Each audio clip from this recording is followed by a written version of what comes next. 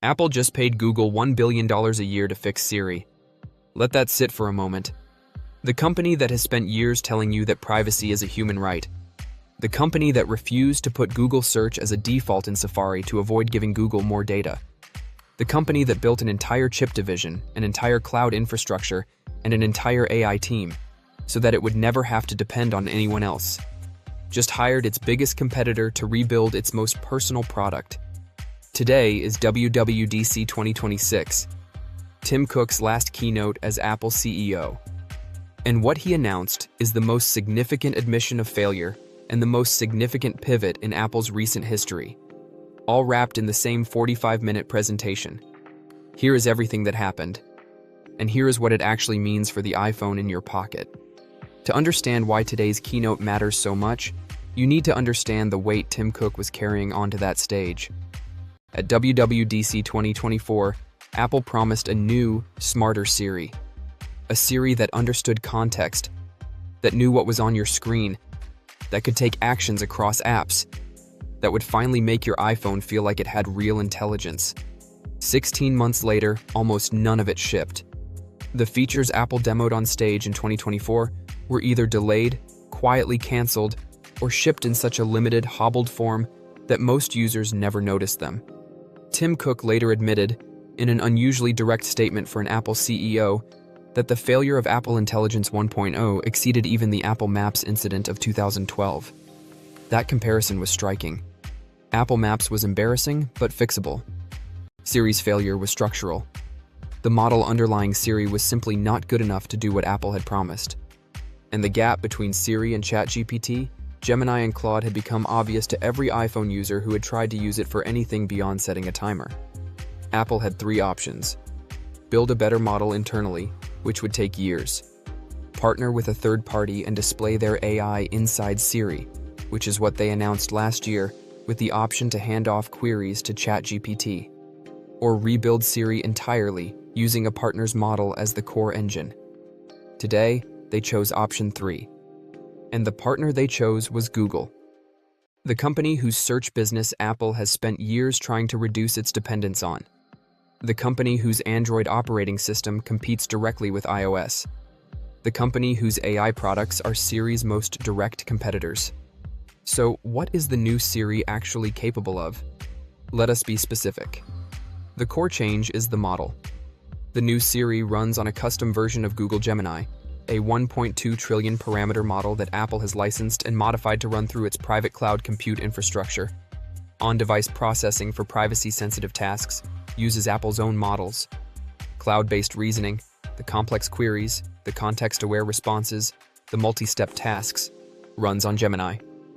What this means in practice, the new Siri is a conversational AI in the same class as ChatGPT and Claude. You can have a back-and-forth conversation, ask follow-up questions. It remembers context within a session. It can read what is on your screen. It can take actions in apps, booking, messaging, searching, without you switching between applications. There is a new standalone Siri app. It sits on your home screen. You can type to it or speak to it. Chat history syncs across all your Apple devices via iCloud with an option to auto-delete after a set period. The dynamic island now has a new search or ask gesture. Swipe down from the center of the screen to open a system-wide query bar. You can route your query to Siri, ChatGPT, or Gemini directly from this interface. Apple is not pretending its AI is the only one. It is positioning iOS 27 as the platform that lets you choose. iOS 27 also introduces extensions, the ability to set a third-party AI model as your default assistant system-wide. If you prefer Claude, you can make Claude your default. If you prefer ChatGPT, same. Siri becomes the launcher. The AI behind it is your choice. Now, the detail that is making every Apple fan uncomfortable. The Google deal. Apple is paying Google approximately $1 billion per year for access to the Gemini model that powers new Siri. That is the same amount Apple reportedly pays Google annually to be the default search engine in Safari. Apple is now paying Google $1 billion for its brain and $1 billion for its eyes. The privacy implications are real, and Apple has attempted to address them directly. The contract between Apple and Google prevents Google from using Apple users' Siri queries to train future Gemini models. An independent academic analysis presented at an ACM conference in June confirmed Apple's 3 core private cloud compute privacy claims. The queries that go to the cloud are processed in a privacy-preserving way that prevents Google from seeing them in readable form. Whether you believe that, whether you trust that a contractual arrangement between two companies with competing interests will hold as AI becomes more commercially valuable, is a judgment call every Apple user will have to make for themselves. What is not a judgment call is the irony. Apple spent years building Apple Silicon partly to avoid dependency on Intel, built iCloud to avoid dependency on Amazon Web Services, built Apple Maps to avoid dependency on Google Maps, and has now reached the conclusion that the only way to have a competitive AI assistant is to depend on Google. The AI gap between Apple and the frontier proved too wide to close internally in the timeframe the market demanded. Beyond Siri, iOS 27 has a set of changes worth knowing, though the codename Mark Gurman has applied is telling: Snow Leopard. Apple's 2009 Snow Leopard release was a performance and stability update, not a feature release. iOS 27 is described in the same terms. The changes that matter: enhanced autocorrect with word suggestion capabilities that feel closer to SwiftKey than the old Siri autocorrect, a customizable camera app with user-defined button layouts, a system-wide liquid glass opacity slider for users who found the translucent design from iOS 26 too visually busy, a redesigned AirPods settings menu. On the AI side, beyond Siri, generative photo editing tools built into the Photos app, the ability to remove objects, change backgrounds, and generate replacement content using on-device models. Image Playground gets more detailed control over style and subject. Writing tools gain a longer context window. iPhone 11 is cut from iOS 27 support. iPhone 12 and all subsequent models remain supported. Apple Intelligence features, the most advanced AI capabilities, require iPhone 15 Pro or newer. Developer betas are available from today. Public beta in July. Full release with new iPhone hardware in September. There is a human story running underneath all of this that is worth acknowledging. Today was Tim Cook's last WWDC keynote as Apple CEO. Cook took over from Steve Jobs in 2011. In 15 years, he grew Apple from a $90 billion company to the first $3 trillion company in history. He built the supply chain that made the iPhone the most manufactured consumer product ever created. He introduced the Apple Watch, the AirPods, the M-series chips, none of which existed when he became CEO. But his final years as CEO will be defined by the AI question, and the verdict is genuinely mixed. On one hand, he made the decisive call to partner with Google rather than delay further. That is a hard call for a company with Apple's pride in vertical integration.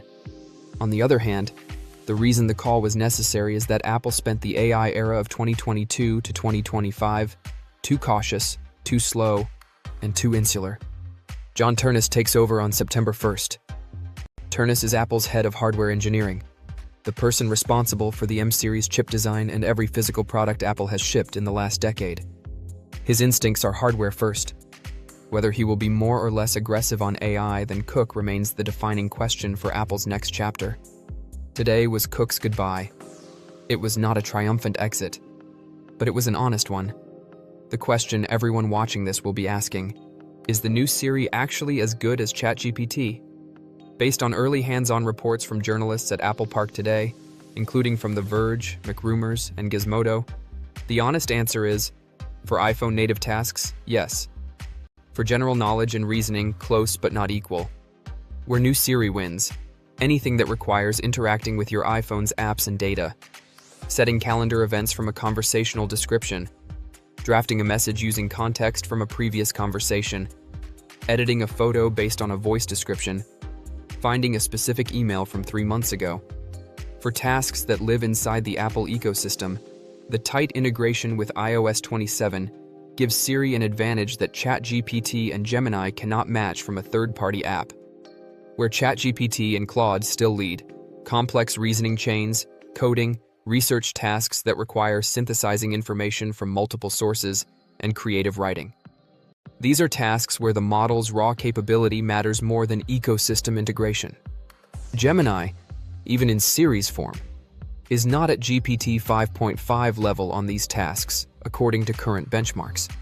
iOS 27's decision to allow third-party AI models as default assistants is the honest acknowledgement that Apple knows Siri will not be the best at everything. It is positioning iOS 27 as the AI platform that works with every model, rather than competing with them. So what should you actually do with all of this?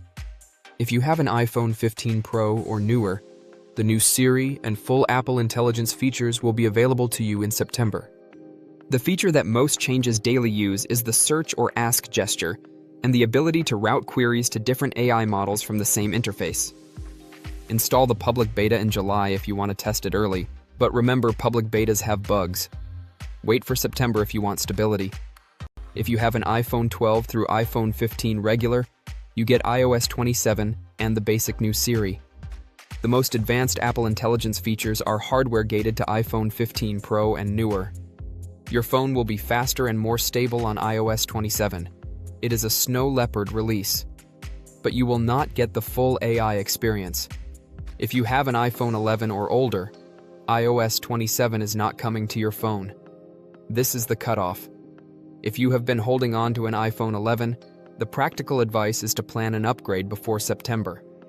And if you are an Android user watching this, the competitive pressure Apple just placed on Google and Samsung is real.